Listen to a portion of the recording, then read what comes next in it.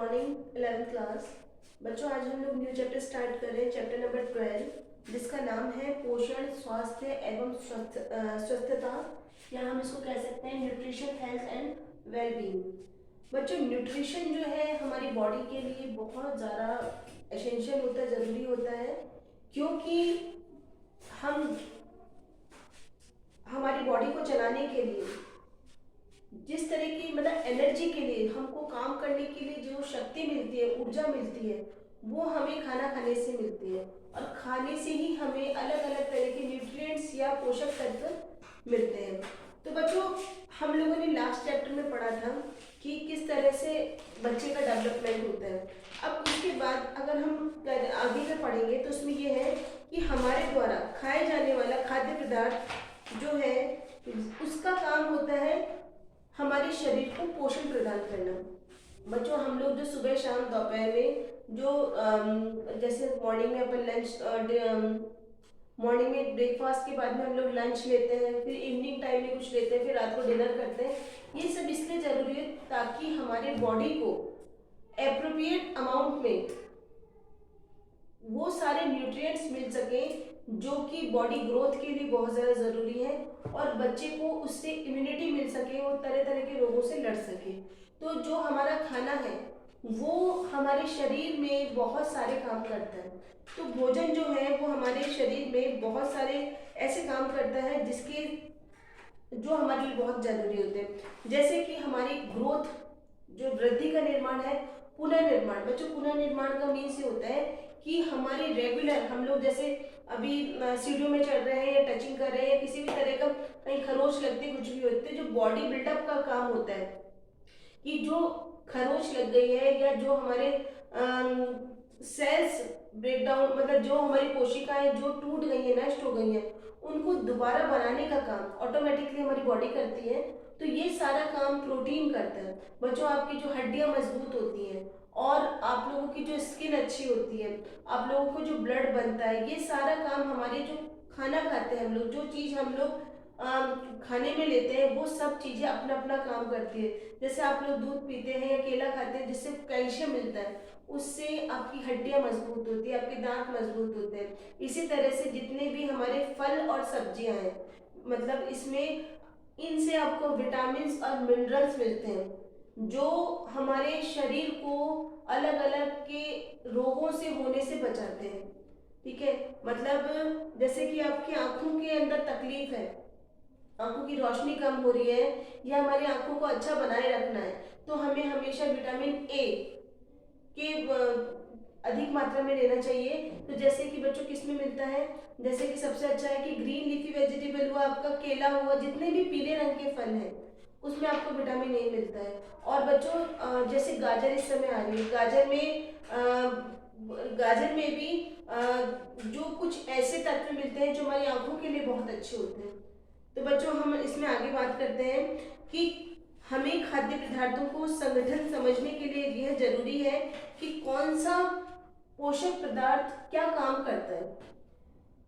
बच्चों जो छोटे बच्चे होते हैं, जो न्यूबॉर्न बेबी होता है, वो धीरे धीरे धीरे धीरे बढ़ता जाता है, मतलब उनमें रेगुलर ग्रोथ होती है, वृद्धि होती है, इसलिए उनकी पोषण संबंधी आवश्यकताएं भी अलग अलग होती है। एक छोटा सा बच्चा है, जैसे वो संसार में आता है तो उसके वृद्धि के लिए उस समय उसकी सिर्फ माँ का दूध वो सफिशिएंट होता है, उसको और कुछ नहीं चाहिए। WHO ने तो यहाँ तक कहा है कि 6 महीने तक हम बच्चों को ऊपर का पानी भी नहीं पिलाएं, उसका माँ का दूध उसके लिए पूरी तरह से पर्याप्त है, सफिशिएंट है, उसको ऊपर का कुछ नहीं चाहिए। लेकिन आफ्टर 6 मंथ हमें बच्चे को माँ के दूध के साथ साथ सप्लीमेंट्री फूड या अनुपूरक आहार, जैसे कि अपन लोग उबला हुआ उबला हुआ आलू देते हैं, मसल कर केला खिलाते हैं, ऊपर का दूध देते हैं, दही छाछ वगैरह देते हैं। तो ये सब चीजें जरूरी है, लेकिन सबसे ज्यादा जरूरी है कि माँ का दूध भी उसमें साथ में कंटिन्यू होता रहे।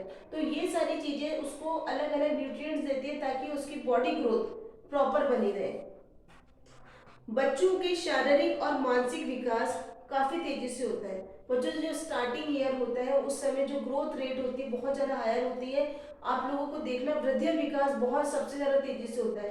तो उस समय इस अवस्था में पोषण की न्यूनता, अगर इस समय प्रॉपर खाना नहीं दे रहे, प्रॉपर न्यूट्रिएंट्स या पोषक तत्व उसको हम लोग नहीं दे रहे हैं, तो इसके कारण उसे पूरी लाइफ लॉन्ग उस क्षति का, आजीवन क्षति, उस लॉस को भरना पड़ेगा और उसमें कई तरह की एबनॉर्मेलिटीज हो जाएंगी या असक्षमताएं आ जाएगी, जिसके कारण उसमें कई प्रॉब्लम्स हो सकती है।